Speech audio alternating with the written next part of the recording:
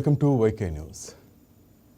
పండగ వేళ ప్రయాణం, ఇంటికి వెళ్తున్నామన్న ఆనందం, కానీ ఆ హ్యాపీ జర్నీ కాస్త డెత్ జర్నీగా ముగిసింది. 14 మంది ప్రాణాలు గాల్లో కలిసిపోగా గాయాలతో 27 మంది ఆసుపత్రి పాలయ్యారు. మార్కాపురం జిల్లాలో జరిగిన ఘోర రోడ్డు ప్రమాదం ఎన్నో కుటుంబాలను శోక సందర్లో ముంచేసింది. రాయవరం సమీపంలో పలకల క్వారీల వద్ద టిప్పర్ను ప్రైవేట్ ట్రావెల్స్ బస్సు ఢీకొట్టిన వెంటనే 2 వాహనాల్లో మంటలు చెలరేగాయి. గాఢ నిద్రలో ఉన్న సమయంలో ప్రమాదం జరగడంతో తప్పించుకోలేక 14 మంది మంటల్లో మాడిపోయారు. బస్సు వెనుక భాగంలో ఉన్నవారు బయటకు రాలేక వాళ్లు ప్రాణాలు కోల్పోయారు. ప్రమాద సమయంలో బస్సు రాంగ్ రూట్లో ఉన్నట్టు ప్రాథమికంగా తేలింది. పైగా టిప్పర్ కూడా రాంగ్ రూట్లోనే ఉంది. బస్సు కండిషన్పై అందులోని ప్రయాణికులు ముందుగానే ఆందోళన వ్యక్తం చేశారట. కండిషన్ సరిగా లేదని డ్రైవర్తో చెప్పడంతో ఎర్రగొండపాలెం దగ్గర గంట సేపు బస్సు నిలిపివేసి మరమ్మతులు చేశారట. తర్వాత బయలుదేరిన కొంత సమయం తర్వాత ఘోరం జరిగిపోయింది. అయితే బస్సు స్టీరింగ్ స్ట్రక్ అయిందని డ్రైవర్ చెప్పడం కొసమెరుపు. తప్పు ఎవరిదైనా, కారణం ఏదైనా 14 ప్రాణాలు పంచభూతాల్లో కలిసిపోయాయి. ఇదే తరహా ప్రమాదం గత అక్టోబర్లో కూడా జరిగింది. ఒక్కడు చేసిన తప్పు 19 మంది ప్రాణాలు తీసింది. కర్నూలు శివార్లోని చినటేకూరు దగ్గర వేమూరి కావేరీ ట్రావెల్స్ బస్సు ఒక బైక్ను ఢీకొట్టిన తర్వాత మంటలు చెలరేగి 19 మంది సజీవ దహనమయ్యారు. ఆ తర్వాత నవంబర్లో రంగారెడ్డి జిల్లా చేవెళ్ల సమీపంలో కంకర్ లోడ్తో వచ్చిన టిప్పర్ లారీ ఆర్టీసీ బస్సును బలంగా ఢీకొట్టడం, కంకర బస్సుపై పడడంతో 20 మంది దుర్మరణం చెందారు. ఈ ప్రమాదానికి కారణం ఓ గుయ్యి కారణంగా టిప్పర్ కంట్రోల్ తప్పడం. ఆర్టీసీ ప్రైవేట్ ట్రావెల్స్ బస్సు ఏదైనా సరే ఫిట్నెస్ సమస్యలు వేధిస్తున్నాయి. ట్రావెల్స్ నిర్వాహకుల నిర్లక్ష్యం, అధికారుల అలసత్వంతో బస్సులు తరచూ ప్రమాదాల బారిన పడుతూనే ఉన్నాయి. ప్రయాణికులు ప్రాణాలు అరచేతులు పెట్టుకుని ప్రయాణించాల్సిన దుస్థితి. బస్సు ఎక్కితే తిరిగి ప్రాణాలతో దిగుతామో లేదో తెలియట్లేదు. మృత్యువు ఎటు నుంచి తరుముకొస్తుందో అర్థం కావట్లేదు. ప్రయాణికులకు సేఫ్టీ కరువవుతుంది. ఎందుకు ఇలా జరుగుతుంది? కారణాలేంటి? పరిష్కారాలేంటి? దీని మీదే మనం చర్చిద్దాం. మనతో పాటు ఉన్నారు మాదాసు భానుప్రసాద్ గారు, రామ్మూర్తి జుజూరి గారు. ఇద్దరు మనతో పాటు మాట్లాడడానికి సిద్ధంగా ఉన్నారు. నమస్తే సార్ ఇద్దరికి.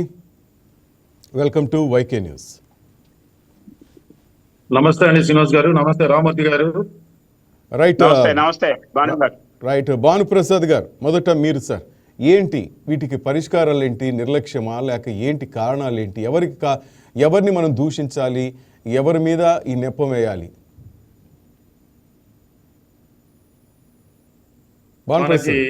చెప్పండి సార్. మనకి పాలెం బస్సు దుర్ఘటన తర్వాత మనకు అందరికీ జ్ఞాపకం ఉండి ఉంటుంది. ఆ వేళ 45 మంది చనిపోయినారు. Yes sir. ఒక సంఘటన జరిగిన తర్వాత ఉవ్వెత్తున ప్రకటనలు వస్తా ఉన్నాయి. అది ఏ స్థాయిలో జరిగిందో దానికి తగ్గట్టుగా రాష్ట్ర మంత్రులు, ముఖ్యమంత్రి, చివరికి ప్రధానమంత్రి, రాష్ట్రపతి దాకా స్పందిస్తా ఉన్నారు. వాళ్ళకి ఏదో కాంపన్సేషన్, పడికట్టు పదాలు పడతా ఉన్నారు.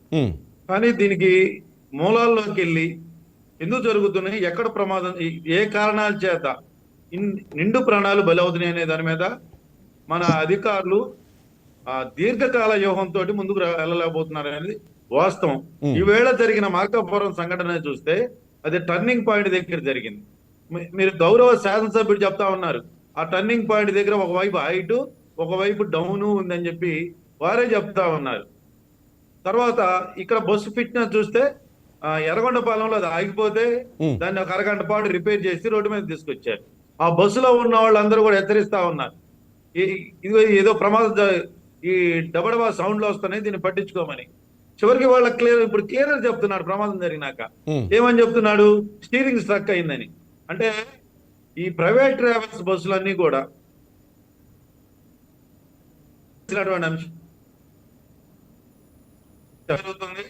ఈ ట్రావెల్స్ నడిపే వాళ్ళ యొక్క రాజకీయ పరపతి మరి దీన్ని అధిగమించే ప్రయత్నం చేయట్లేదు. ఉదాహరణకి ఈ బోరుబావుల సంఘటన మనం చూస్తుంటాం చాలా అప్పుడప్పుడు. ఎవరైనా ఒకళ్ళు బోరుబావులో ఉంటారు, ఒక నెల రోజుల పాటు దాంట్లో మీడియాలో పెద్ద డిస్కషన్ జరుగుతుంది. తర్వాత మళ్ళీ దాన్ని పట్టించుకునే పరిస్థితి లేదు. ఈ రకంగా ఇది కావచ్చు. ఇటీవల జరిగినటువంటి చేవెళ్ల దగ్గర బస్సు సంఘటన, అక్కడ చివరికి ఏం తెలిసారు శ్రీనివాస్ గారు? ఒక గుంతని 4 అడుగుల గుంతని ఓవర్టేక్ చేసే క్రమంలో జరిగినటువంటి ప్రమాదంలో మరి ఒకే కుటుంబాన్ని చనిపోవడం మనం చూసాం. 19 మంది చనిపోయినారు. అవును తర్వాత సార్. మన కర్నూలు సంఘటన మనం చూసుకుంటే దానికంటే ముందు అక్కడ 19-20 మంది చనిపోయినారు. ఒక డ్రంక్ అండ్ డ్రైవ్ అని మన రాష్ట్రంలో కట్టడి లేని కారణంగా వాడు తాగొచ్చి అక్కడ డివైడర్ గుద్దుకొని చనిపోతే అది పక్కన దీని కారణంగా దాన్ని రాసుకుంటా వెళ్ళి చనిపోవడం జరిగింది. మరి ఇవన్నీ సంఘటనలు జరిగినప్పుడు మనం స్పందిస్తా ఉన్నాం. ఎక్కువ మంది చచ్చిపోతే ఎక్కువ మీడియాలో కవరేజ్ వస్తుంది కాబట్టి ఇది వెంటనే ప్రధానమంత్రి దాకా స్పందిస్తున్నటువంటి పరిస్థితి చూసాం. ఇప్పుడు ఈ సంఘటనలో కూడా 2 లక్షల రూపాయలు కాంపన్సేషన్ అని చెప్పి చెప్పడం జరిగింది. కాబట్టి ఇది ఇంతవరకే, ఇది 10 రోజులు మాత్రం చర్చించి వదిలేస్తే కాదు, ఇది ప్రాణాలు పోయేటువంటిది. దీంతో చెలగాట ఆడకుండా అధికారులకి స్వేచ్ఛ, ఫిట్నెస్ అనేది నిరంతరాయంగా చేసే ప్రయత్నం చేయాలి. దీంట్లో ఆ ట్రావెల్స్ లో ప్రయాణం చేసే వాళ్ళకు కూడా ఏదైనా కంప్లైంట్ చేయాలంటే మొబైల్ టీముల ద్వారా మాకు సర్వీస్ వస్తుంది అనేటువంటి నమ్మకాన్ని కల్పించేటువంటి సిస్టాన్ని మనం బిల్డ్ చేయలేకపోయాం. ఇది చాలా దురదృష్టకరం. శ్రీనివాస్ గారు. రైట్, రామూర్తిగా మీరేమంటారు సార్?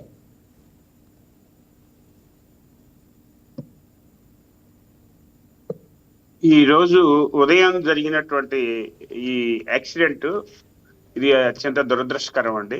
చనిపోయినటువంటి వాళ్ళందరికి కూడా అట్లాగే క్షతగాత్రులు తక్షణమే కోలుకోవాలి, వాళ్ళందరికి కూడా వైద్య సహాయం అందాలని చెప్పి కోరుకుంటూ, ఇది 2 విషయాలండి. మిత్రుడు భానుప్రసాద్ చెప్పినట్టుగా అనేక అంశాలు ఉన్నాయి ఇందులో.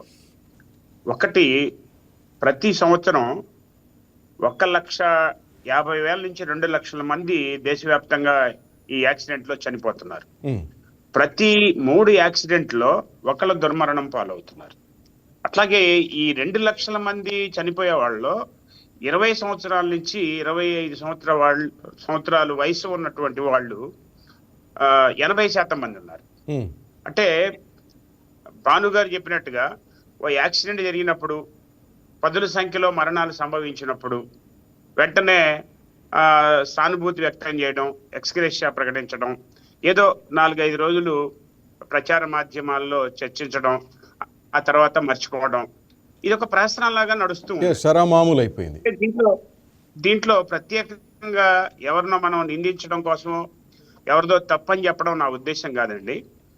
వీటిల్లో ప్రధానంగా మన లైసెన్స్ ఇచ్చేటువంటి పద్ధతి కానివ్వండి, అట్లాగే ఓవర్ స్పీడ్ నియంత్రించేటువంటి పద్ధతి కానివ్వండి, సైంటిఫిక్ గా వీటన్నిటిని మానిటర్ చేసే సిస్టమ్ కానివ్వండి, ఏమీ లేకుండా కేవలం అధికారులను ఎవరినో నిందించేటువంటిది కూడా సరైనది కాదు. మనం ప్రజాస్వామ్య దేశంలో ఉన్నాం. ఇక్కడ ఏమవుతుందంటే రాజకీయ జోక్యం ఎక్కువగా ఉంటుందండి. వాళ్ళకి నచ్చిన వాళ్ళని పెట్టుకునేటువంటి అవకాశం అధికారులు, ఎమ్మెల్యేలు, లేకపోతే మంత్రులు, వాళ్ళకి అధికారుల యొక్క పనితీరు లేకపోతే వాళ్ళ సిన్సియారిటీ, వీటిని ప్రాతిపదికగా కాకుండా వేరియస్ రీజన్స్, రాజకీయ కారణాలతో ఇచ్చినట్టు అధికారులను పెట్టుకోవడం, వాళ్ళు ఎవరికి కూడా అంటే పని ఆధారంగా, ప్రతిభ ఆధారంగా వాళ్ళకి సరైనటువంటి ప్రాధాన్యత ఎప్పుడైతే లభించదో ఆ స్థానంలో నిర్లక్ష్యం వచ్చేస్తుంది. కనుక ఈ నిర్లక్ష్యం పోయి దీన్ని ఒక బాధ్యతగా, ఒక నిండు ప్రాణాలు 14 మంది ఇంకొక అరగంటలో గంటలోనో గమ్యస్థానం చేరేటువంటి అవకాశం ఉన్నటువంటి సందర్భంలో ఒక 14 నిండు ప్రాణాలు బలైపోవడం అనేది, మనం ఇంత టెక్నాలజీ, ఇంత అద్భుతంగా ప్రపంచం అంతా ముందుకు వెళుతున్నటువంటి సందర్భంలో ఈ రకమైనటువంటి మనకి ఇదేదో ఒకటి మచ్చుకి ఇది ఒక్కటే యాక్సిడెంట్ కాదండి. ఇవాళే మళ్ళీ రాజమండ్రి దగ్గర జరిగింది. నిరంతరం అసలు యాక్సిడెంట్ జరగనటువంటి రోజు కానీ, మనుషులు చనిపోయినటువంటి రోజు కానీ మనం చూడలేమన్నమాట. పొద్దున్నే మనం పేపర్, టీవీ చూస్తే యాక్సిడెంట్లతోనే మొదలవుతుంది మన దినచర్య. సో వీటన్నిటికి కూడా ఒక దీర్ఘకాలికమైన నిర్దిష్టంగా ఒకటి ప్రజలు కూడా బాధ్యతాయుతంగా ప్రభుత్వం లేకపోతే అధికారులు ఇస్తున్నటువంటి ఈ ట్రాఫిక్ రూల్స్ ను పాటించడం, అట్లాగే ఈ స్పీడ్ నియంత్రించేటువంటి పద్ధతులు పాటించడం, ఇవన్నీ చేయకుండా ఎవరినో ఒకళ్ళు నిందించి, మనం భానుగారు చెప్పినట్టుగా యాక్సిడెంట్ 10 మంది చనిపోయారు, ఇది పెద్ద విషయం కాబట్టి 2 ఎక్స్గ్రేషియా, సంతాపం, వీటితో కాదండి. నిర్దిష్టంగా ఇవి మనం ప్రపంచంలో టెక్నాలజీ అద్భుతంగా ముందుకెళ్తున్నటువంటి తరుణంలో మనం కనీసం యాక్సిడెంట్లు తగ్గించుకోలేని దశలో మనం ఉండి మనం ప్రపంచాల్లో చాలా గొప్పగా ఎదుగుతున్నామని ప్రచారం చేసుకోవడం అర్థం ఏముంటుందండి? Yes sir. చాలా చిన్నవి ఇవి, మనం పరిష్కరించదగినటువంటి అంశాలు. ఇవి మన చేతిలో లేదండి, మనం ఏమీ చేయలేమంటే దాన్ని వదిలేయచ్చు. కానీ రోడ్ యాక్సిడెంట్స్ అనేవి, రోడ్ సేఫ్టీ అనేది ప్రభుత్వము, అధికారులు, ప్రజలు కలిసి చేసుకునేటువంటి చిన్న పని. దీనికి అసలు పరిష్కారమే లేదు అనేటువంటి దగ్గరికి మన ఆలోచనలు తీసుకుపోవడం అనేది ఇది క్షంతవ్యం కాదండి. ఖచ్చితంగా ఈ యాక్సిడెంట్లు నియంత్రించేటువంటి అవకాశం ఉన్నది. అటువంటి ప్రయత్నాలు సత్వరం జరగాలి. ఇప్పుడు ఈ హడావుడి అయిపోయిన తర్వాత దీన్ని వదిలేస్తారు. అసలు ఇది ప్రాధాన్యత అంశం కాకుండా పోతుంది. ఈ ప్రయాసం ఒక దేశంలో పౌరుల కేంద్రంగా నడిచేటువంటి దేశంలో ప్రజలు రోడ్డు యాక్సిడెంట్లలోనో అనవసరంగా మరణాలు సంభవిస్తుంటే అది చాలా పెద్ద విషయంగా చర్చించకుండా ఆ 4 రోజులు జరగడం, వాళ్ళకి ఎక్స్గ్రేస్ చేయడం, వదిలేయటం, లేకపోతే రాజకీయంగా పరస్పరం నిందించుకోవడంతో ముగించుకోవడం అనేది ఇది హేతుబద్ధమైన విషయం కాదండి. ఖచ్చితంగా ఇప్పటికైనా సరే రాష్ట్ర ప్రభుత్వం కానివ్వండి, అటు కేంద్ర ప్రభుత్వాలు కానివ్వండి, ఈ యాక్సిడెంట్ నియంత్రించేటువంటి మార్గం ఏంటి? మీరు చూడండి, ఎక్కువ యాక్సిడెంట్లు ఎలా జరుగుతున్నాయండి? రోడ్లు సరిగ్గా లేకపోవటం. ఇప్పుడు మనకి ఎక్కడైతే 1 వే లేకపోవడం వల్ల, అది ఎదురెదురుగా వెహికల్స్, వాహనాలు వచ్చేటువంటి సందర్భంలో, ఓవర్టేక్ చేసేటువంటి సందర్భంలోనే ఎక్కువ యాక్సిడెంట్లు జరుగుతున్నాయి.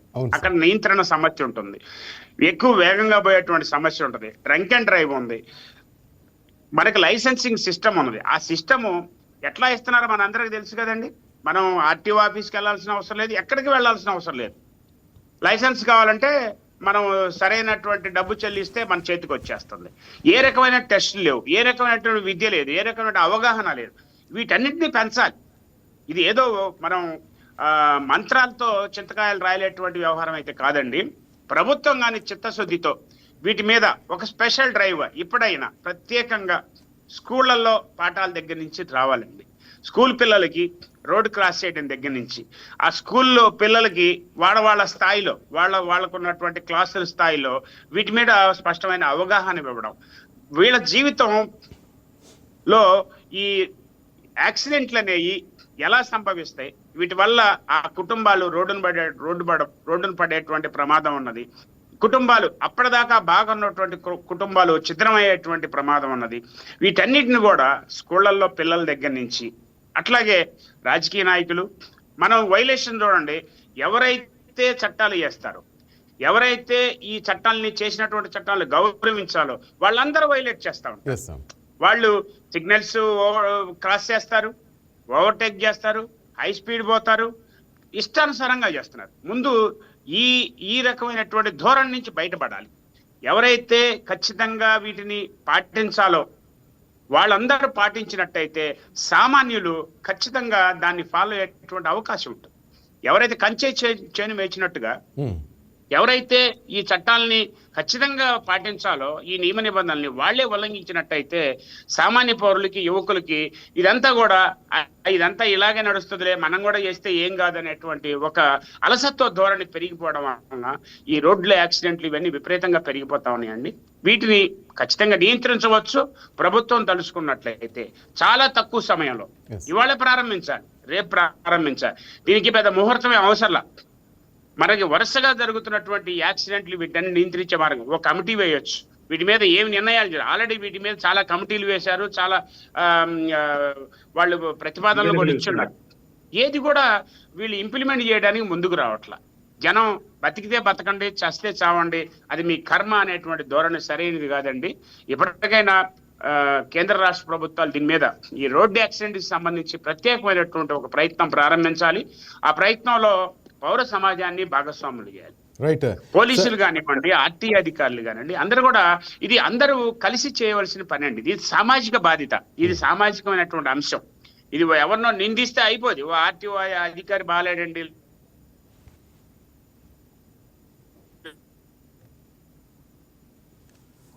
రైట్. నేనేమంటానంటే సార్, దీంట్లో ప్రజల బాధ్యత లేదా అని అడుగుతున్నాను సార్, భానుప్రసాద్ గారిని, అలాగే రామ్మూర్తి గారిని. సార్ వినపడుతుందా సార్? రామ్మూర్తి గారు. హలో సార్, భానుప్రసాద్ గారు, నేనేమంటా అంటే దీంట్లో ప్రజల బాధ్యత ఏమీ లేదా అని అడుగుతున్నా. ఎందుకంటే స్పీడ్ కోరుకుంటున్నారు ప్రతి ఒక్కరు కూడా. ఈ స్పీడ్ యుగంలో ప్రతి ఒక్కరు కూడా గమ్యస్థానానికి స్పీడ్గా చేరుకోవాలి మనం అనే నేపథ్యంలోని ఈ ప్రైవేటు బస్సుల్ని ప్రోత్సహిస్తున్నారేమో అనిపిస్తుంది. హంగు ఆర్భటాలతో మనం చూస్తాం సాయంత్రం అయితే ఆ బస్సులు ఎలా తయారవుతాయో, రకరకాల లైట్లు, రకరకాల విద్యుత్ దీపాలతో ఆ బస్సులు చూడటానికి కూడా కళగా కనిపిస్తాయి. కానీ లోపలంతా డొక్కు బస్సులే అంతా. ఆ బస్సులు ఎక్కుతున్నాం, ఆ తర్వాత స్పీడ్ ఉదయానికి వాడు 5 గంటలకు మనం అనుకున్న గమ్యస్థానం చేరుస్తాడు అనేసి ఒక నమ్మకంతో, కానీ ప్రాణాలకి భద్రత అయితే ఉండదు. ప్రజలే నాకు తెలిసి ప్రోత్సహిస్తున్నారేమో ఈ ప్రైవేట్ బస్సులని అనిపిస్తుంది. ఎందుకంటే పక్కన గవర్నమెంట్ బస్సులు ఇంకో సేఫ్టీ మెజర్మెంట్స్ తీసుకునే బస్సులు ఉన్నా కూడా వాటిని మనం ఎక్కం. ఎందుకంటే లేట్ అయిపోతుందనో లేకపోతే ఇంకో విధంగా చెప్తారు. ఇక్కడ ఈ హంగు ఆర్భాటాలు చూసి వెళ్తున్నాం, మనమే ప్రాణాలు పోగొట్టుకుంటున్నామో అనిపిస్తుంది సార్. మంచి ప్రశ్న శ్రీనివాస్ గారు. చూస్తూ చూస్తూ ఎవరు కూడా ప్రాణాలు పోగొట్టుకోవాలని ఎవరు కోరుకోరు సార్. ఇక్కడ మనం పబ్లిక్ ట్రాన్స్పోర్టేషన్ చూస్తే మన ఏపీఎస్ఆర్టీసీలో కానీ తెలంగాణ ఆర్టీసీలో కానీ అవుట్డేటెడ్ బస్సులు ఎన్ని ఉన్నాయో వాళ్ళ గణాంకాలు కనుక చెప్పగలిగితే మనం నివేరిపోవాల్సి వస్తుంది. నిజంగా పబ్లిక్ ట్రాన్స్పోర్టేషన్ కనుక పెంచి ఆ మేరకు సర్వీస్ ఇవ్వగలిగితే ఎవరు కూడా ఇలా కోల్పోయేటువంటి పరిస్థితి ఉండదు. ఖచ్చితంగా మీరు కానీ నేను కానీ ఇప్పుడు ఈ క్షణాన్ని హైదరాబాద్ పోవాలంటే మనం ప్రయత్నం చేస్తాం. ఆర్టీసీలో దొరకనప్పుడు ముందు మనం గమ్యానికి చేరాలి కాబట్టి వెళ్తుంటాం. కానీ ఇదే క్రమంలో మరి మీరు ఇందాక అడిగారు ప్రజల భాగస్వామ్యం అని చెప్పి. సహజంగా ఇప్పుడు తరగతి గదిలో టీచర్ గారు ఉన్నప్పుడు పిల్లల యొక్క డిసిప్లిన్ ఏ రకంగా ఉంటుంది. ఇందాక రామూర్తి గారు చెప్పినట్టుగా, పెద్దలు రామూర్తి గారు చెప్పినట్టుగా బయటికి గనక ఏదైనా ఈ నిబంధనలను అతిక్రమిస్తే ఇక్కడ చర్య తీసుకునే సిస్టమ్ ఉంది అని కనుక మనం దాన్ని బిల్డ్ చేసుకొని అది పర్ఫెక్ట్ గా ఇంప్లిమెంట్ అయితే వాస్తవానికి ఈ పరిస్థితి ఉండదు. వారు చెప్పినట్లుగా ఎవరు కూడా ఇప్పుడు స్కూల్ స్థాయిలో మరి వాళ్ళకి రోడ్లు క్రాస్ చేసే క్రమంలో కానీ సైకిళ్ళు వేసుకొని స్కూల్కి వెళ్ళే క్రమంలో కానీ వాళ్ళకి ఏం అవగాహన ఉంటుంది, తల్లిదండ్రులు కొనిస్తున్నారు, స్కూల్కి తీసుకెళ్తా ఉన్నారు. నేను చాలా సందర్భాల్లో వాళ్ళు హై స్కూల్ స్టూడెంట్స్ కనుక సైకిల్ వేసుకొని రోడ్డు దాటి ప్రయత్నం చేస్తే ఆగుతాను నేను. ఎందుకు ఆగుతారంటే వాళ్ళు కనీసం వెనక ముందు చూడరు, రోడ్డు క్రాస్ అవ్వాలనుకుంటారు. ఆ రకమైనటువంటి పరిస్థితి ఉంది. కాబట్టి first of all system build చేయాల్సిన బాధ్యత ఉండేది. మనం ఎందుకు ఈ ప్రజాప్రతినిధి ఓట్లేసి చట్టసభలకు పంపిస్తున్నాం? చట్టసభలకు వెళ్ళిన తర్వాత చట్టాలు చేయండి అంటే వాస్తవాలకు ఏం జరుగుతుంది? పుట్టినరోజు ఫంక్షన్లకి, మెచ్యూరిటీ ఫంక్షన్లకి, చనిపోతే కండోలని చెప్పడానికి, ఎవరైనా షాప్ ఓపెనింగ్లు అనడానికి దాని మీద పెట్టే శ్రద్ధ. ఒక ప్రాణం కాపాడటం కంటే అసలు మహాయజ్ఞం ఉండేది. నేను కనుక ట్రావెల్స్ కానీ మీరు కానీ నేను కానీ ట్రావెల్స్ బస్సు ఎక్కితే ఉంటే డ్రంకన్ స్టేజ్ లో ఉంటే లేకపోతే బస్సులో ఫిట్నెస్ లేదని నాకు అనుమానం వస్తే మనకి కంప్లైంట్ చేసే సిస్టమ్ ఉండదండి.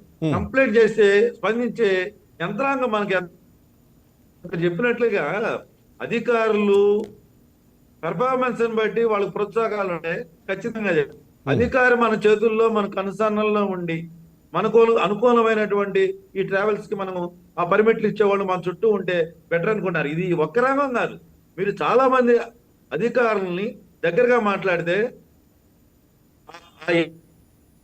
ఇంకోటి కానీ ఆ ప్రజాప్రతినిధికి నచ్చితే మెచ్చితే ఆ సీట్లో ఉండగలుగుతాం.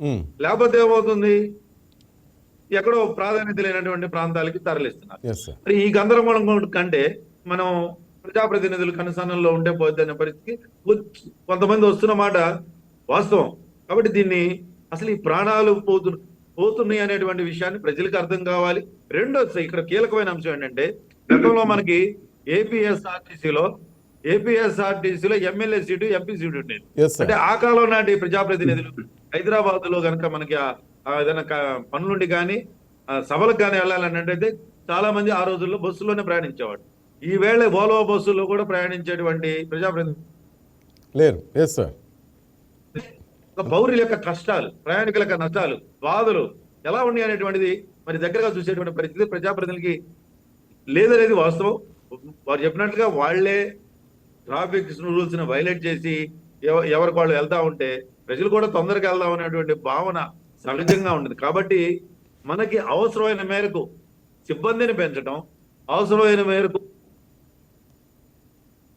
పెంచడం, ఎక్కడైనా ఎవరైనా దాటి వెళ్తున్నారంటే నిబంధనలకు అతిక్రమించి మొబైల్ సిస్టమ్ ద్వారా వాళ్ళకి క్యాచ్ చేసి పని చేసేటువంటి సిస్టాన్ని మనం ఎక్కడ బిల్డ్ చేసుకున్నాం? బిల్డ్ చేసుకోలేదు కాబట్టి ఈవెన్ మీరు కావచ్చు, నేను కావచ్చు, మన కళ్ళ ముందు ట్రిపుల్ రైడింగ్ పోతున్నా, లేదా డ్రంక్ అండ్ డ్రైవింగ్ మెలకలు తిరిగి వాడు డ్రైవింగ్ చేస్తున్నాడు, ఇది ప్రమాదం జరిగిద్దని చెప్పిన మనకు ఎవరు ఫోన్ చేయగలుగుతాం చెప్పండి? Yes. ఆ ఫోన్ చేస్తే స్పందించే సిస్టమ్ మనం ఎంతవరకు బిల్డ్ చేసుకున్నాం? కాబట్టి ఇది ఖచ్చితంగా స్కూల్ లెవెల్ నుంచి కూడా పాఠశాలలో పెట్టాలండి. రామూర్తి గారు తీసుకొని ప్రభుత్వ ప్రైవేట్ పాఠశాల ఆఖర్లో కనీసం నెలకు ఒక క్లాస్ అన్నా పెడితే, ఒక ట్రాఫిక్ నిబంధనలు ఎలా ఉంటాయి అని కనుక పెడితే ఖచ్చితంగా దీన్ని నియంత్రించవచ్చండి. ఇవన్నీ కూడా ఏదో అసాధ్యమైన అంశాలు కాదు. భానుప్రసాద్ గారు, నేనేమంటా అంటే అసలు యాక్చువల్గా మన ఇంట్లో కారు కానీ మనం ప్రతిసారి చూడొచ్చు, ప్రతి 10,000 నుంచి 20,000 కిలోమీటర్ల మధ్యలో ఇంజిన్ ఆయిల్ మారుస్తాం, ఫిల్టర్లు మారుస్తాం, తప్పనిసరిగా మారుస్తాం. అలాగే టైర్స్ కూడా చెక్ చేస్తాం మనం కార్లు కూడా, ఎందుకంటే అరుగుదలు చూసి ఒకవేళ ముందు టైర్లు వెనక్కి, వెనక టైర్లు ముందుకేసి వీల్ అలైన్మెంట్ కూడా మనం చేస్తాం జాగ్రత్తగా అనేసి. ఆ తర్వాత ఒక క్లచ్ ప్లేట్ మనం చూస్తే కూడా 60,000 కిలోమీటర్లు దాటితే తప్పకుండా మార్చాల్సి ఉంటుంది. కానీ కొందరు 1,00,000 కిలోమీటర్లు దాటిని బస్సులో కానీ లారీలో కానీ మనం చూస్తుంటాం, దాన్ని మార్చే ప్రసక్తి లేదు. ఆర్టీసీ బస్సుల్లో స్పీడ్ లాక్ సిస్టమ్ ఉంటుంది సార్, 70 కిలోమీటర్లు అయితే 80 కిలోమీటర్ల వేగం వెళ్ళే అవకాశం ఉండదు. ఈ నిబంధనలు అయితే ప్రైవేట్ బస్సులో ఉంటుందా? వాడు 120, 140 మనం చూస్తుంటాం. హైవే మీద ఎంత స్పీడ్గా వెళ్తుంటాడో, అది 10 టైర్స్ వెహికల్ కానీ, అది ఓల్వో బస్ పేరుతో వాడు దాటుకుని వెళ్తుంటే భయం వేస్తుంటుంది కొన్నిసార్లు. అసలు నిబంధనలే పాటించరు. ఆర్టీసీ బస్సులో నాన్ హైడ్రాలిక్ స్టీరింగ్లు ఉంటాయి, ఇవి కూడా కొన్నిసార్లు పట్టేస్తుంటాయి సార్. డిపో నుంచి బయటకు వచ్చే ప్రతి బస్సు క్షుణ్ణంగా పరిశీలించి ఇంతకుముందు బయటకు వస్తుండే సార్, టెస్ట్ చేస్తుండేవాళ్ళు. కానీ మనం చూస్తున్నాం ఇప్పుడు సవ్యంగా ఏవి ఉంటుండలేదు. మధ్యదారిలోని ఆర్టీసీ బస్సు కూడా ఫెయిల్యూర్ అయిపోతుంది.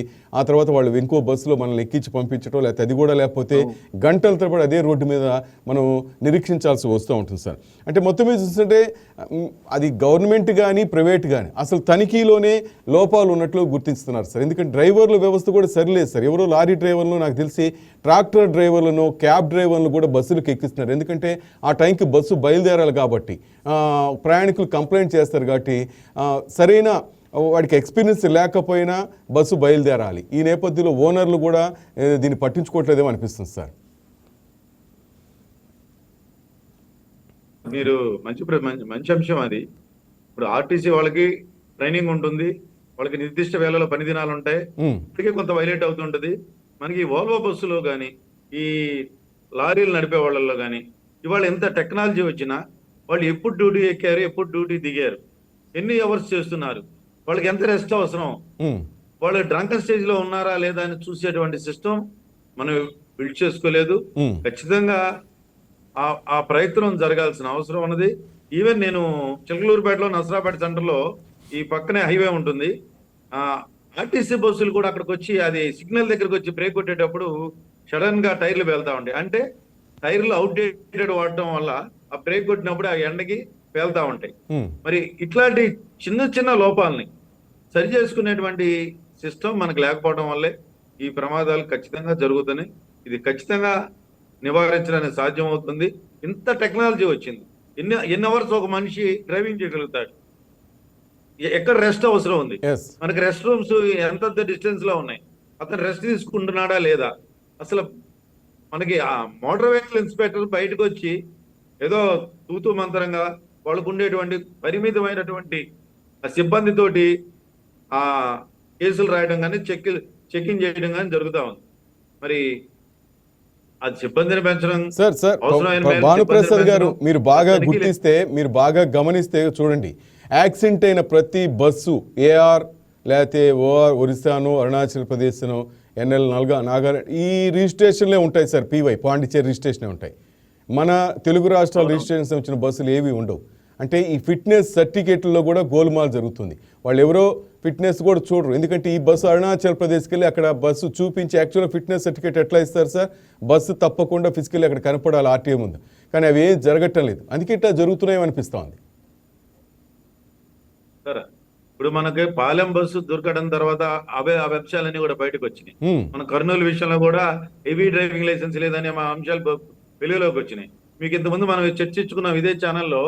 ఒక చిలకలూరుపేట పరిసర ప్రాంతంలో ఒక ఏఎస్ఐ కుమారుడు తనిఖీ అధికారిని అని చెప్పి హైవే మీద బండి ఆపి మామూలు వసూలు చేస్తున్నాడు. 4 యువ ఇంజనీర్లు విద్యార్థులు చనిపోవడం జరిగింది. అంటే మోసం చేయడం అంత ఈజీ చూడండి. అంటే ఈ నిర్లక్ష్యం ఏ మేరకు ఉందో చూడండి. అంటే ఎంతకాలం నుంచి ఈ రకమైనటువంటి ఆ ఇది ఇది ఈ సమస్య ఏమిటంటే, మీరు అన్నట్టు అరుణాచల్ ప్రదేశ్కి వెళ్ళి పర్మిషన్ తీసుకుంటారు, ఒక బస్సుకు తీసుకుంటారు, ఆ బస్సు పేరు మీద అనేక 4-5 బస్సులు తిరుగుతూ ఉంటాయి. ఇవన్నీ కూడా చూచి చూడనట్టుగా వ్యవహరిస్తేనే అక్కడ ఉండేటువంటి ఆ ప్రజాప్రతినిధులు కావచ్చు, ఆ కనుసన్న ఎవరికి తెలియదండి. మన ఆర్టీఓ ఆఫీస్ లో అంటే కొంతమంది నిజాయితీ పరులు నుండి ఉండవచ్చు. ఈ ఫిట్నెస్ లో ఏ మేరకు చెక్ చేస్తున్నారు, ఎంతకాలం చెక్ చేస్తున్నారు, ఎంత పర్ఫెక్ట్ గా చెక్ చేస్తున్నారు, చేస్తే ఎందుకు ఆగిపోతున్నాయి? ఈవెన్ ఏపీఎస్ఆర్టీసీలో కూడా ఈ పరిస్థితి ఉంది. Yes sir. కాబట్టి సిబ్బందిని పెంచాలండి. మనిషి ప్రాణాలు కాపాడటం కంటే ఈ అసలు ప్రజాప్రతినిధులకి ఈ సిస్టానికి ఏంటి సార్, బతికుంటే బఠానీలు అమ్ముకొని బతకొచ్చు అన్నట్టు ఈ మనం రోడ్డు మీదకి వస్తే మనం ఇంటికి తిరిగి వెళ్తామనే నమ్మకం లేకపోతే ఎలాగా? నేను చిలకలూరుపేట హైవే మీద చాలా ఏళ్లగా పోరాటం చేస్తా ఉన్నా ఈ రోడ్డు ప్రమాదాలు తగ్గించడం కోసం. అనేక కారణాలు. కనీసం సేఫ్టీ కమిటీ మీటింగ్ పెట్టండి, పెట్టినప్పుడు మాలాంటి వాళ్ళు పిలవండి. 20 ఏళ్లుగా పనిచేస్తున్నాం ఈ రోడ్డు ప్రమాదాలు నివారించాలని చెప్పి సలహాలు తీసుకుంటుంటే నామమాత్రంగా పెట్టేసి, మరి వాళ్ళకి గ్రౌండ్ రియాలిటీ తెలియాలంటే అక్కడ స్థానికులను భాగస్వాములు చేయగలగాలి. ప్రజల్ని భాగస్వాములు చేయకుండా మనం అద్భుతాలు సాధిద్దామంటే అది సాధ్యం కాదు. మనం అనుకుంటాం సార్ 6 లైన్స్ వచ్చాయి, ప్రమాదాలు జరగవు అనుకుంటాం, కానీ ఈ 6 లైన్స్ వచ్చిన తర్వాత ఎక్కువ జరుగుతున్నాయి సార్.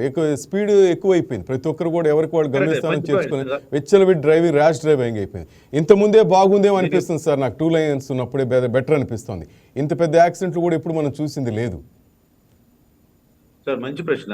మనకి foreign countries, developed countries, America లాంటి దేశాలు చూస్తే ఒక రోడ్డు వేసేటప్పుడు ఫస్ట్ ప్రయారిటీ పాదాచారులకి ప్రయారిటీ ఇచ్చి వాళ్ళకి ప్రొవిజన్ ఇచ్చిన తర్వాత 2 వీలర్స్ కి ప్రొవిజన్ ఇస్తారు. 2 వీలర్స్ కి ప్రొవిజన్ ఇచ్చినాక లైట్ మోటార్ వెహికల్స్, కార్లకి ప్రొవిజన్ ఇస్తారు. ఆ తర్వాత express highway, high speed vehicle కి ఇస్తారు. మనకి ఎక్కడైనా సరే పాదాచారులకు ప్రొవిజన్ ఇచ్చి పూర్తి స్థాయిలో వేసినటువంటి రోడ్లు, ఇవన్నీ సర్వీస్ రోడ్ అంటారు తప్పితే పాదాచారులకు ప్రొవిజన్ ఇచ్చిన రోడ్లు ఎక్కడ ఉన్నాయి? చూడండి, ఇంత డెవలప్డ్ సొసైటీలో అద్భుతమైనటువంటి ప్రణాళికలు అని చెప్పుకునేటువంటి ప్రభుత్వాలు, ఒకళ్ళ మీద ఒకళ్ళు మీకంటే మేము ఎక్కువ పని చేసాము, ఎక్కువ అద్భుతాలు చేసాము అనుకునే ప్రభుత్వాలు ఆ దిశగా ప్రయత్నం చేయని కారణంగా అనేక ప్రమాదాలు జరుగుతున్నాయి. రెండోది కీలకమైనటువంటి అంశం ఏంటంటే, మన హై స్పీడ్ రోడ్స్, మన రోడ్స్ ఇప్పుడు వస్తున్నటువంటి అడ్వాన్స్డ్ టెక్నాలజీ కార్లకి కానీ బస్సులకు కానీ ఎంతవరకు అవకాశం ఉంది, ఎంతవరకు సురక్షితం అనేది మన దగ్గర ఏమీ లేదు. ఎందుకంటే ఉన్న పాటున రోడ్డు క్రాస్ అవుతుంటారు, ఉన్న పాటున గేదెలు వస్తుంటాయి, సడన్ బ్రేక్ ఆ యూటర్న్ దగ్గర చాలా డేంజర్ గా ఉంటుంది సార్. ఈ ఆటోలు, 7 సీటర్లు, ఆ ట్రాక్టర్ వాళ్ళు అయితే ఇంకా చెప్పనలే కాదు సార్. సడన్ గా తిప్పుతాడు. ఎన్ని యాక్సిడెంట్లు జరిగిపోతున్నాయి తెలుసు సార్ వీళ్ళ వలన. ఒక భయం అంటూ లేదు వాళ్ళకి. మీరు ట్రాక్టర్లు అన్నారు. ట్రాక్టర్లు మనం చూస్తే వాళ్ళు పొలాల్లో ఆ పాములు పక్కకు పోవడానికి కొంచెం స్పీడ్ ఆ సౌండ్ సిస్టమ్ పెట్టుకుంటారు. కానీ వాళ్ళు రోడ్ల మీద, హైవేల మీద కూడా పెద్ద సౌండ్లు పెట్టుకుని వెనకాల హారన్ అర్థం కాకుండా మరి అలా వెళ్ళేటువంటి ఆటోలు ఉన్నాయి, అలా వెళ్ళేటువంటి ట్రాక్టర్లు ఉన్నాయి.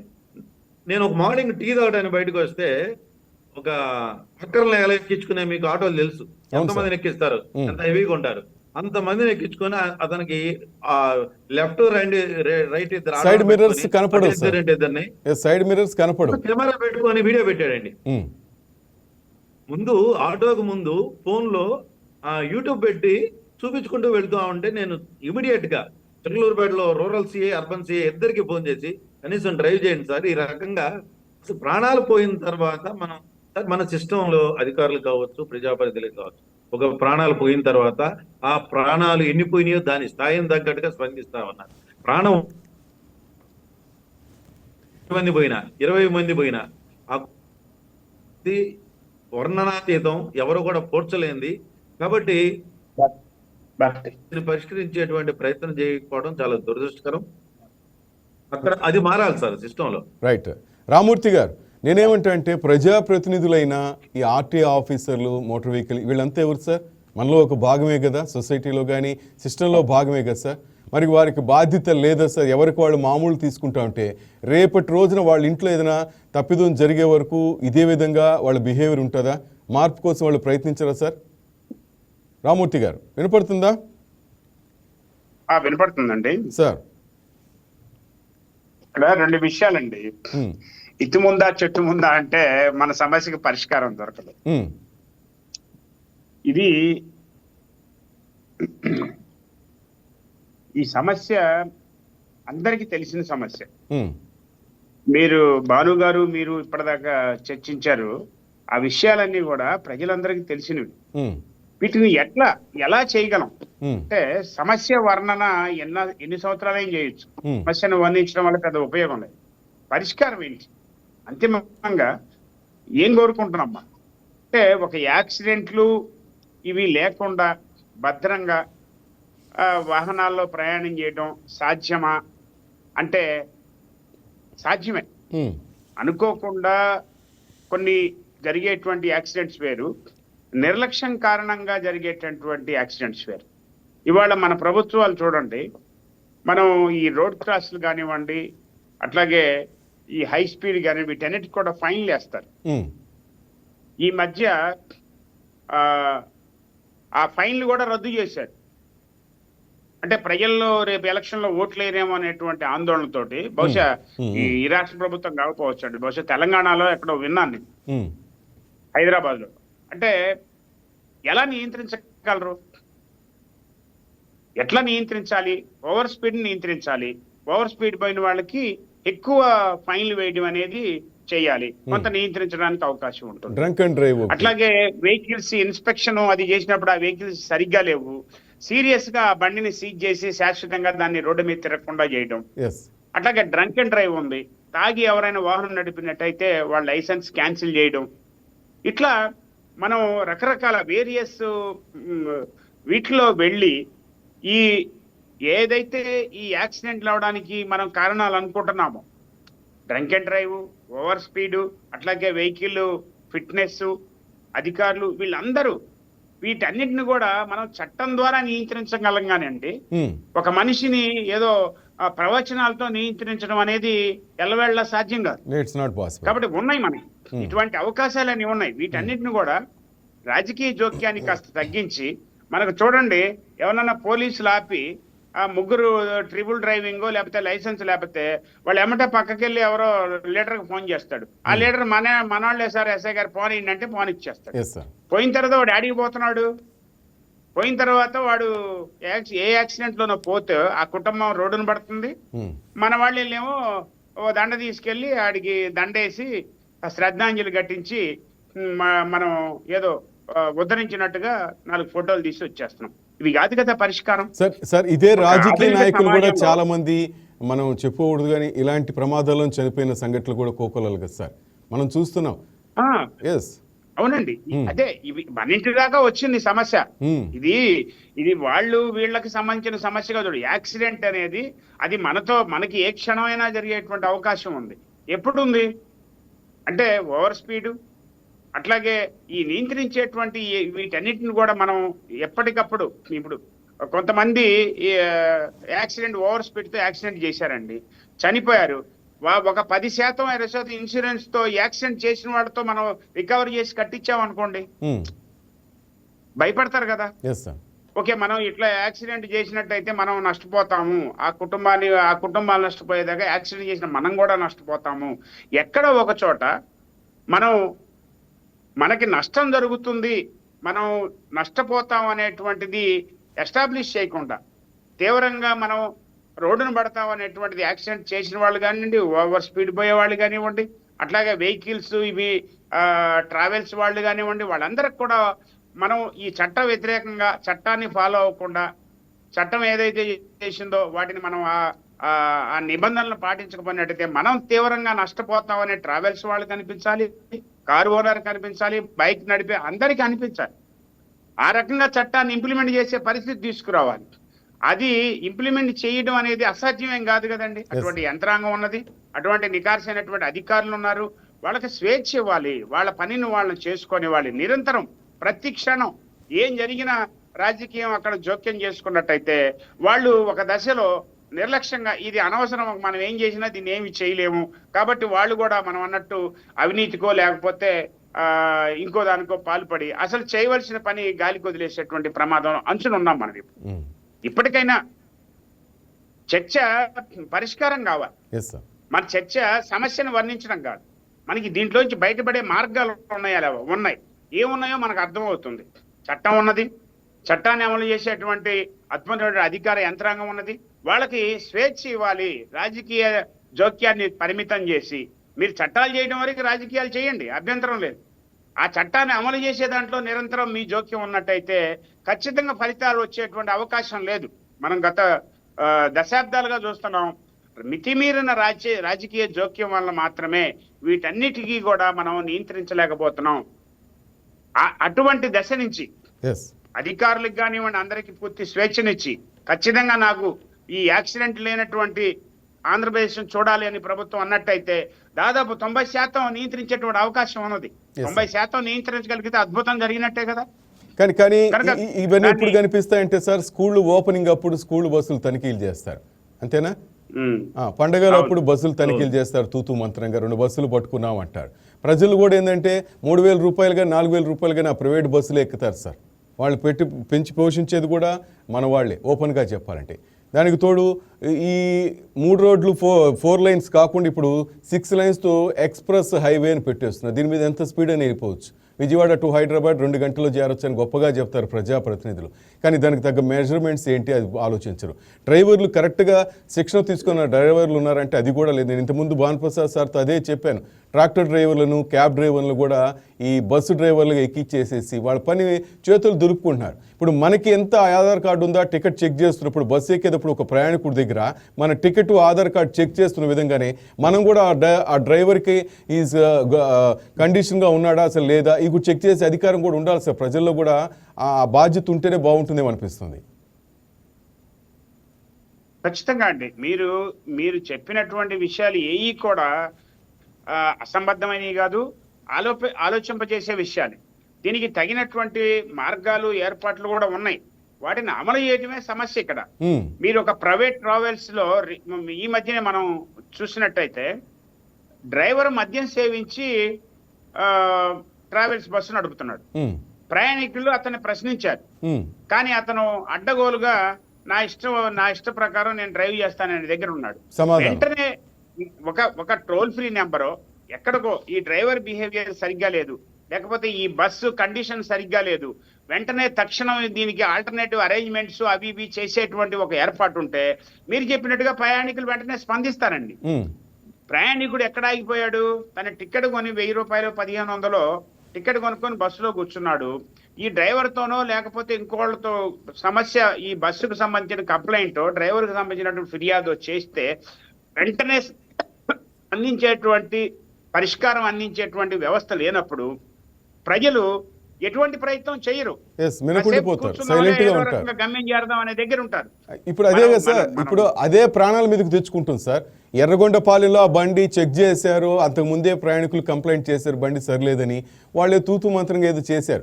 అదే అక్కడి నుంచి ఎవరైనా కంప్లైంట్ చేసి ఆ బస్సును ఆపేసి లేదా ప్రత్యామ్నాయం ఏదైనా ఆలోచించుంటే ఈరోజు ఆ 14 మంది ప్రాణాలు దక్కేయేమో సార్. ఇప్పుడే మనకు అందుతున్న వార్త ఏదంటే ఒక తల్లి బిడ్డను బయటకు దోసేసి తన అగ్నికి ఆహుతి అయిపోయిందంట సార్. చూడండి ఎంత ఘోరం చూడండి.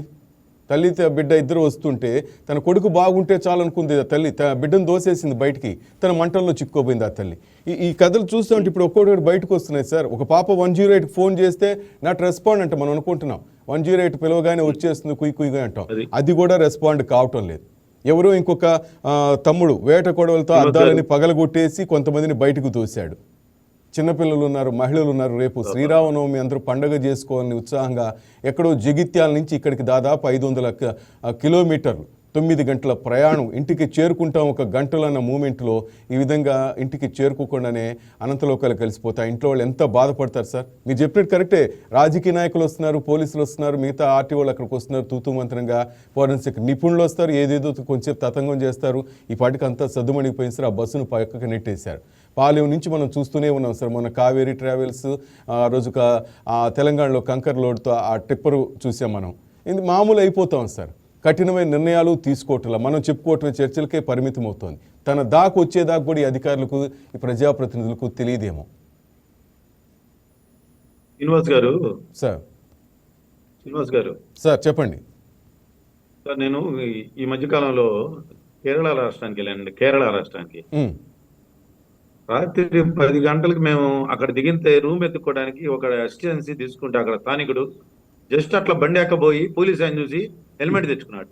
ఉమ్, నేను 3 రోజులు 4 రోజులు కేరళ ఉంటే హెల్మెట్ లేకుండా ఎవరు కూడా డ్రైవ్ చేయడం చూడాల. ఒకటి. రెండోది, ముఖ్యమంత్రి గారు 3 వెహికల్స్ అండి, ఉమ్, ఒక్కొక్క పోలీస్ ఎస్కార్ట్ ఉమ్, 3 వెహికల్స్ అండి ముఖ్యమంత్రికి. ఉమ్, ఇక్కడ మనకి విఐపి కల్చర్ ఎక్కువ సార్. అంటే కామన్ మ్యాన్ పడుతున్న కష్టాలు ఏంటి, వాటి పరిష్కారాలు ఏమిటి ఆలోచించే దిశగా మనకి లేదు.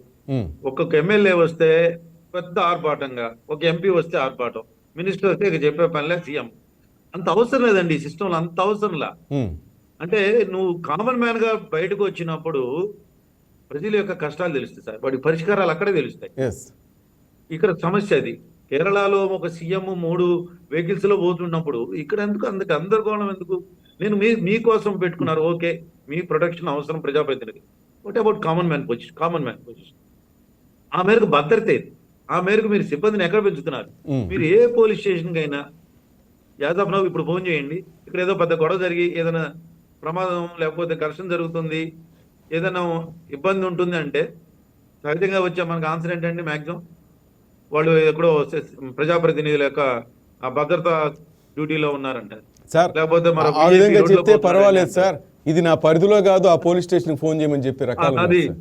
రకరకాల ఆన్సర్లు. అవును కదా. అమూర్తి గారు చెప్పినట్టుగా మీరు అన్నట్టు ఆ, మీలాంటి కొంతమంది అయినా మాట్లాడతారు సార్ బస్సులో. ఆ. మాట్లాడితే వాడు తిరగబడితే ఆ బస్సు డ్రైవర్ తాగిన మైకంలో, మనకి వెంటనే ఈ సిస్టమ్ లో ఒక సెక్యూరిటీ ఉందనేటువంటి భావన ఎక్కడ ఉంది? లేదు. ఎందుకు చాలా నేరాలకి సాక్ష్యాలు లేకుండా పోతున్నాయి. ఉమ్, సాక్ష్యాన్ని పోతే వాడి పరిస్థితి, అతని పరిస్థితి ఏమిటి అనేటువంటిది ఇక్కడ లేదండి. ఇక్కడ ఆ రోడ్డు ఎలా పడితే అలా రోడ్లు దాటడం, Hmm. ఆ ప్రొవిజన్ లేకపోవడం, ప్రొవిజన్ మీద అవగాహన కల్పించడం, చిన్న చిన్న అంశాల మీద దృష్టి పెట్టాలి.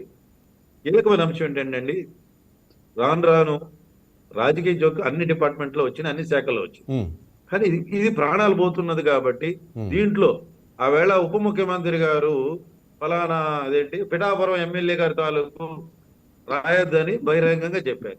మళ్ళా రాలేదే, వాళ్ళు చెప్పిన పరిస్థితి లేదు. మరి అవి ఏమైనా ఆగినాయా సార్? ఇప్పుడు ఒక ప్రాణం పోయిన తర్వాత నెంబర్ ప్లేట్ స్థానంలో నువ్వు ఏదో సినిమా నటుడి ఫోటోనో లేకపోతే ఇంకొక క్రీడాకారుడు ప్రజాప్రతినిధి పేరు పెడుతున్నావు, అసలు నెంబర్ ప్లేట్ లేకుండా తిరుగుతున్నావు. బాధితులు ప్రాణం పోయినటువంటి వాళ్ళకి కాంపన్సేషన్ రాదండి. ఇప్పుడు బండికి ఈవెన్ ఇన్సూరెన్స్ ఉన్నా బండి నెంబర్ తెలియకుండా నువ్వు కాంపన్సేషన్ ఇవ్వలేవు. ఈ రకంగా జరుగుతుంటే ఇంత డెవలప్డ్ సొసైటీ 79 సంవత్సరాల స్వతంత్రం, మనం ఏదో ఆకాశానికి వెళ్ళి ఎగిరిపోతున్నాం చెప్పుకుంటే ఇక ప్రజాప్రతినిధులుగా ఎక్కడ స్పందిస్తున్నట్టు? నేను చాలా సందర్భాల్లో మీడియాలో మాట్లాడుతా ఉన్నాయి, అనేక లోకల్ మీడియాలో మాట్లాడుతా ఉన్నా, కానీ దీన్ని పట్టించుకునేటువంటి సిస్టమ్ లేదు. ఒకడు సర్పంచ్ గారు అబ్బాయిని రాస్తాడు నెంబర్ ప్లేట్ లో, సర్పంచ్ అని రాస్తాడు, లేకపోతే ఫలానా ఎమ్మెల్యే గారి తాలూకా అంటాడు. ఇంత యథేచ్ఛగా తిరుగుతుంటే మరి అధికారులు ఎందుకు పట్టుకోలేకపోతున్నారు? వాళ్ళ కళ్ళ ముందు మరి చూడలేదా? మన చిన్నతనంలో ఒక కానిస్టేబుల్ యూనిఫామ్ లో ఉంటే చాలా డిసిప్లైన్ గా పక్క నుంచి పోయేవాడు. ఈవెన్ SICI ఉన్నప్పటికీ ట్రిపుల్ రైడింగ్ చేస్తా ఉన్నారు. ఎందుకు? ఇందాక రామూర్తి గారు చెప్పినట్టుగా వాళ్ళకి ఏదో లోకల్ లీడర్లు పరిచయం ఉంటది, వాళ్ళు వెంటనే ఫోన్ చేస్తారు, ఆ మావాడే వదిలిపెట్టి అనే పరిస్థితి వచ్చారు. ఇక్కడ ఇంకో కీలకమైన అంశం ఏంటంటే, ఆ బళ్ళు నడిపే పెద్ద పార్టీల సమస్య కాదండి. ఈవేళ ఏ ప్రభుత్వ అధికారులు ఉంటే ఆ స్టిక్కర్లు వేసి ఈ స్టిక్కర్లు అంటిస్తారు. రేపు ఇంకో గవర్నమెంట్ వస్తే ఆ స్టిక్కర్లు వేసి ఆ గవర్నమెంట్ స్టిక్కర్లు అంటిస్తారు. కాబట్టి ఇవాళ నాయకుల నెంబర్లు అందరికి అందుబాటులో ఉన్నాయి, వెంటనే కాల్ చేయడం ఇవంతా జరుగుతూ ఉంది. కాబట్టి మేము ఎక్కడా జోక్యం చేసుకో, ఈ ప్రాణాలు పోతున్నాయి. నిజంగా ప్రాణాలు పోయిన వాళ్ళకి గనక ఆ ఓటింగ్ గనక ఉన్నా, లేకపోతే వాళ్ళకి నిజంగా వాళ్ళు స్పందించే తత్వం ఉంటే ఇది ఆగిపోద్దండి వాస్తవంగా. అంటే ఇది అతిశయోక్తిగా ఉన్నా ప్రాణాలు పోయిన వాళ్ళేమో రోడ్డు మడి ఆ కుటుంబాలు అల్లాడుతున్నాయి. ఈ బతుకున్నటువంటి వాళ్ళు ఎవరు రేపు ఈ సంక్షేమ పథకాల గురించి మాట్లాడే పరిస్థితి, మేము ఇంతవరకే ప్రచారం చేసుకునే పరిస్థితి ఉంది. ఎంతమంది చనిపోతున్నారు, ఇది రాష్ట్ర దేశ ఆర్థిక ప్రగతికి మీద కూడా పడుతుంది. శ్రీనివాస్ గారు, సంపాదించే వాళ్ళు పోతే వాళ్ళు ఏమిటి నెక్స్ట్ ఆటోమేటిక్ ఏంటంటే వాళ్ళు సంక్షేమ పథకాల మీద, లేకపోతే సరైనటువంటి పోషణ లేకుండా ఇంకోటి సెమీ ఆర్ఫన్స్ గా ఉండి ప్రభుత్వం ఇచ్చే పథకాల కోసం ఆధారపడతారు కదా సార్, అంతే కదా సార్. రేపు పొద్దున తల్లి లేదు, తండ్రి లేడు, ఎవరు డిసిప్లిన్ లో పెడతారు? Yes sir. తాతల దగ్గర, అమ్మమ్మల దగ్గర పెరుగుతారు డిసిప్లిన్. రేపు పొద్దున ఈ సమాజానికి ఒక సోషల్ యాంటీ ఎలిమెంట్ గా తయారవుతాం. ఎస్, మనకు తెలిసి ఈ రోజు ఇది సార్ పెద్ద పెద్ద యాక్సిడెంట్లు తెలియకుండా రోజు చిన్న చిన్న యాక్సిడెంట్ రూపంలో కూడా ఎంతో మంది చనిపోతున్నారు సార్. మనం చూస్తున్నాం ఎన్ని రోడ్డు ప్రమాదాలు జరుగుతున్నాయో. కానీ ఇలాంటి పెద్ద జరిగినప్పుడు మాత్రం మనం అయ్యో అంటున్నాం. కానీ ఈ విధంగా ఎంతో మంది అమాయకులు ప్రాణాలు కోల్పోతూనే ఉన్నారు సార్ రోడ్డు ప్రమాదాల్లో. రామూర్తి గారు, నియోజకవర్గానికి ఒక ట్రాఫిక్ పోలీస్ స్టేషన్ ఎందుకు తీసుకురాలేకపోతున్నారండి? ఇంత డెవలప్డ్ సొసైటీలో ఏదో చేసామంటున్నారు. నియోజకవర్గానికి ఒక ట్రాఫిక్ పోలీస్ స్టేషన్, ఇది పెద్ద విషయం కాదుగా. చాలా మందికి ఉద్యోగాలు వస్తాయి, ఏదేదో మనం అద్భుతాలు చేస్తున్నాం చెప్తున్నారు. ప్రజల కోసమే కదా సార్ ఇదంతా ప్రజల కోసమే కదా, ప్రజల సేఫ్టీ కోసమే కదా ప్రభుత్వాలు ఉన్నా అధికారులు ఉన్నా కూడా. మరి ఆ ప్రజలకే ఏమి లేనప్పుడు ఇంకెందుకు సార్ వీళ్ళంతా ఉండి కూడా? రాజకీయం ఎప్పుడైతే గాడి తప్పిపోయి ఈ ఎన్నికలు, ఓట్లు, వచ్చే ఎలక్షన్ గెలవడం ఇంతవరకే ఆగిపోయారో, ఖచ్చితంగా వీటి మీద సరైనటువంటి అది హడావుడిగా స్పందించడం, తర్వాత మర్చిపోవడం అనేది పరిపాటికైంది. మీలాంటి వైకే ఛానల్ వాళ్ళు ఇట్లాంటి మంచి కార్యక్రమం పెట్టారు. ఖచ్చితంగా దీని మీద స్పందన రావాలని మాత్రం మనం ఖచ్చితంగా పోరాటం చేయాల్సిన అవసరం ఉందండి. నేను దాదాపు 15 సంవత్సరాల నుంచి ఈ చిలకలూరుపేటలో, మీరు కొంచెం నెట్ లో కొట్టండి గణాంకాలు, ప్రతి మాసంలో గతంలో 4 చనిపోయేవాళ్ళండి, సంవత్సరానికి దాదాపు 50 మంది చనిపోయేవాళ్ళు. మీరు నెట్ లో కొట్టండి. దీని మీద ఎందుకు జరుగుతున్నాయి, ఈ చిలకలూరుపేటలోనే హైవే మీద ఎందుకు జరుగుతుంది అనేటువంటి అంశాల మీద పూర్తి స్థాయిలో స్టడీ చేసి, నేను ఒక 10 పాయింట్ ఫార్ములా తయారు చేసి, కనీసం ఇగో పలానా పర్టికులర్ ప్లేస్ లో ఆ కార్నర్ పాయింట్ లో రైలింగ్ నైట్, ఆ కారణం చేత గణపవరం నుంచి చిలకలూరుపేట దాకా ఉన్న ఆ తిమ్మ నైట్ టైము వాళ్ళు రోడ్డు క్రాస్ అవుతుంటారు, ఆ పని చేసి వచ్చేటువంటి వాళ్ళు. అప్పుడు దాకా మిషనరీస్ లోంచి మిషనల్ మధ్య వచ్చినటువంటి వాళ్ళు రోడ్డు దాటేటప్పుడు ఆ లైటింగ్ కనపడదు, వాహనం నడిపే వాడికి రోడ్డు ఎవరు దాడుతున్నారు కనపడదు అని అంటే, ఇది చెప్పిన తర్వాత కలెక్టర్ మీటింగ్ లో కూడా వెళ్ళి ఈ 10 కొన్ని చేశారండి. నేను ట్రాఫిక్ పోలీస్ స్టేషన్ తీసుకురండి, అవసరమైన మేరకు సిగ్నల్ లైట్లు పెట్టండి అని చెప్పి పోరాటం చేస్తా ఉన్నా. పర్మిషన్స్ వచ్చినాయి, కానీ అది ముందుకు తీసుకెళ్లే ప్రయత్నం జరగలేదు. కొంత చిలకలూరుపేట బైపాస్ వచ్చినా కొంత తగ్గినాయి. మీరు నెట్ లో కొట్టండి, దాదాపు 47-48 మంది చనిపోతే ఎంత సీరియస్ ఇష్యూ శ్రీనివాస్ గారు ఇది? ఎంత సీరియస్ ఇష్యూ అసలు. సైన్యంలో కూడా ఎంతమంది చనిపోవట్లేదు సార్. దేశ రక్షణ కోసం పోతే మనం చాలా గొప్పగా చెప్పుకుంటాం. వాడేదో వృత్తి కోసం పట్ట చేత పట్టుకొని రోడ్డు దాటుతుంటా ఉంటే, చనిపోతా ఉంటే, దీని మీద మనం ఎందుకు రోడ్డు సేఫ్టీ కమిటీ మీటింగ్స్ కి ఎక్కడికక్కడ ఎందుకు పెట్టలేకపోతున్నారు? ఎక్కడ ఈ ప్రమాదాలకు జరగడానికి కారణమైన అంశాలు ఉన్నాయి? మీరు వాడరేవు నుంచి పిడుగురాళ్ళ బైపాస్ రోడ్డు, మీరు పసుమూరు అనేటువంటి ప్రాంతంలో అక్కడ డిజైన్ లోపం ఉందండి అని చెప్పి మేము ఆ డిజైన్ చూపించి దాని మీద పోరాటం చేస్తే, అప్పుడు వచ్చి స్పీడ్ బ్రేకర్లు వేసారు, కొంత కంట్రోల్ చేశారు. దానికి ముందు అక్కడ 2 యాక్సిడెంట్ రోజు ఆ కరువులో జరుగుతూనే ఉంటాయి సార్, ఏదో ఒక యాక్సిడెంట్ జరుగుతూనే ఉంది. చూస్తే తెలుస్తుందండి, తెలుస్తుంది. నువ్వు నేషనల్ హైవేకి కనెక్టివిటీ రోడ్లు ఎలా ఉండాలనేది దాంట్లో సరైన డిజైన్ లేదు. కాబట్టి ఆ దిశగా మనకి ప్రజాప్రతినిధులు పట్టించుకోవాల్సిన అవసరం ఉందండి. మేధావులు కూడా నోరు తెరవాలి. ఊరికే ఇదంతా ఏదో ఏలిన వారు చూస్తారనేది సరైనది కాదు. రైట్. ఫైనల్ గా రామూర్తి గారు సార్, వాట్ అబౌట్ యు? చెప్పండి శ్రీనివాస్ గారు. రామూర్తి గారు, ఫైనల్ గా చెప్పండి సార్ మీ మాటలు. నేను చెప్పింది ఇంతకుముందు చూసారుగా, ఫిట్నెస్ సర్టిఫికేట్లు, దొంగ సర్టిఫికేట్లు వచ్చేస్తున్నాయి. డ్రైవర్ని చెక్ చేయటం లేదు. ఆర్టీసీ కూడా అట్లాగే తయారైంది. ఒక బస్సు బయటకు వచ్చినప్పుడు బస్సు ఫిట్నెస్ కూడా చూడలేదు, బస్సును చెక్ చేసి బయటకు వదలాలని ఇది కూడా లేదు. కేవలం వాళ్ళకి ఏంటంటే ఆ రోజు సీట్లు నిండాయా, బస్సును వదిలామా, ఇలాంటివి కూడా కొంత వీళ్ళలో కూడా నిర్లక్ష్యం ఉందంటాను నేను. శ్రీనివాస్ గారు, మనం తక్షణం చేయవలసిన పనులు కొన్ని ఉన్నాయండి. మేనమేషాలు లెక్క పెట్టకుండా, ఇళ్ల మీద ఆరోపణలు చేయకుండా తక్షణం చేయగలిగినవి కొన్ని ఉన్నాయి.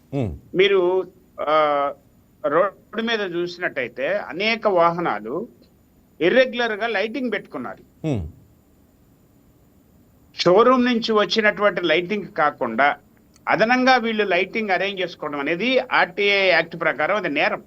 బస్సులు, కార్లు అన్ని కూడా సార్ షో ఎక్కువైపోయింది సార్. ఈ మధ్య షో ఎక్కువైపోయింది. లైట్లన్నీ ఎప్పుడైతే ఆ లైట్లు పెట్టుకున్నాడో వాడు ఓవర్ స్పీడ్ వెళ్ళడానికి వాడికి కారణం అవుతుందండి.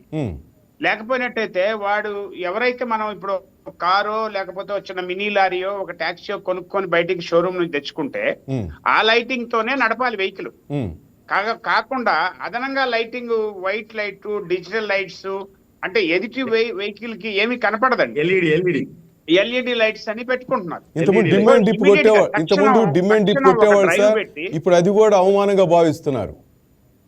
అందుకనే తక్షణం వెంటనే రేపే ఒక డ్రైవ్ పెట్టి ఈ లైట్లని తీసేయమనండి ఎక్కడికక్కడ. అసలు ఈ ఇర్రెగ్యులర్ గా అరేంజ్ చేసుకున్నటువంటి చట్ట వ్యతిరేకంగా పెట్టినటువంటి ఈ లైట్లన్నీ తీసేయమనండి. ఎంత స్పందన వచ్చేస్తుందో మీకు. ఎప్పుడైతే అది చేయడం ప్రారంభించామో ప్రభుత్వం పట్టించుకుంటుంది అనేటువంటిది సామాన్యుడిలోకి వెళ్ళాలండి. వెళ్ళడానికి ఏదో ఒక మార్గం. ఏం చేయగలుగుతాం మనం? ఇప్పుడు స్పీడ్ నియంత్రించడం అనేది చేయొచ్చు. రేపే ఓవర్ స్పీడ్ బయలుదేరితే చాలా ఎక్కువ మోతాదులో ఫైన్లు వేయడం, అవసరమైతే ఆ వెహికల్స్ సీజ్ చేయడం, ఇవన్నీ చేయొచ్చు. కానీ ఈ లైటింగ్ అనేది ఇమీడియట్ గా తక్షణం తీసేయొచ్చండి. రెండవది మనం చూడండి, మన లైట్ కి డిమ్ము రెండు ఉంటాయండి. ఎవడ కూడా ఆ లాంగ్ లైట్ వేసుకొని వెళ్తా ఉంటారండి, వాళ్ళకి కనపడాలి విజిబిలిటీ.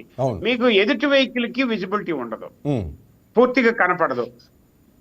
మీరు అంటున్నటువంటి యాక్సిడెంట్లు అన్ని కూడా ఈ చిన్న కారణాలు. అంటే ఎలాంటి ప్రభుత్వానికి ఏమి ఖర్చు అదనంగా రూపాయి పెట్టాల్సిన అవసరం లేదు. వాళ్ళు ఏ రకమైనటువంటి కొత్తగా ప్రయత్నం చేయాల్సిన అవసరం లేదు, రిక్రూట్మెంట్ అవసరం లేదు, ఏం అవసరం లేదు. ఏం చేయాలి? చిత్తశుద్ధి ఉండాలి, సంకల్ప బలం ఉన్నట్టయితే ఇది జరగాలి. ఈ యాక్సిడెంట్లు ఖచ్చితంగా నియంత్రించడం మన బాధ్యత.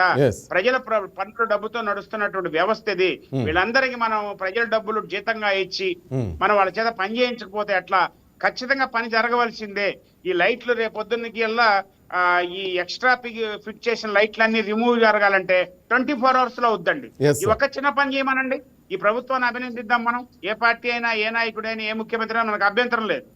ప్రజల పన్నుల డబ్బుతో నడిచేటువంటి ఈ వ్యవస్థ, ఈ యంత్రాంగం ప్రజలకే న్యాయం చేయలేకపోతే ఎందుకు సార్? ప్రజలకు ఎలా నమ్మకం వస్తుంది? యాక్సిడెంట్ జరిగింది, 12 మంది 14 మంది చనిపోయారు ప్రజలు. వాళ్ళని మనం ఏం తిరిగి వాళ్ళ ప్రాణాలు తెచ్చిలేవండి. ఈ సందర్భంగా మనం ఏమైనా నేర్చుకున్నామా? ఏం చేయగలం? తక్షణం చేయగలిగినటువంటి పని ఏమన్నా ఉందా అని ఈ ప్రభుత్వం అధికారులు ఆలోచించి ఒక్క పని మొదలు పెట్టినా సరే ఖచ్చితంగా అదే అభినందనీయమేనండి. అలా జరగకపోయినట్టయితే, అటువంటి ప్రయత్నం ఏమీ జరగకపోయినట్టయితే, అది ఏ ప్రభుత్వం అయినా, ఏ ముఖ్యమంత్రి అయినా, ఏ అధికార యంత్రాంగం అయినా, దాన్ని మనం ఎంత మాట్లాడినా తప్పు లేదండి. మనం నోరు కట్టేసుకొని మాట్లాడుతున్నాం శ్రీనివాస్ గారు. ఎందుకంటే రాజకీయ విమర్శలు అవసరం లేదు, రాజకీయ విమర్శతో వచ్చే ప్రయోజనం లేదు. ఖచ్చితంగా పని కావాలి, ప్రజల పనులు. మనం డిమాండ్ చేస్తుంది ఏంటండి? అదనంగా 100 కోట్లు 1000 కోట్లు డబ్బులు కేటాయించమని అడగట్లా. ఉన్న అధికార యంత్రాంగంతో, ఉన్న అధికార యంత్రాంగంతో తక్షణం చేయవలసిన పనులు ఉన్నాయి. అవి రేపే ఎందుకు మీరు ప్రారంభించరు?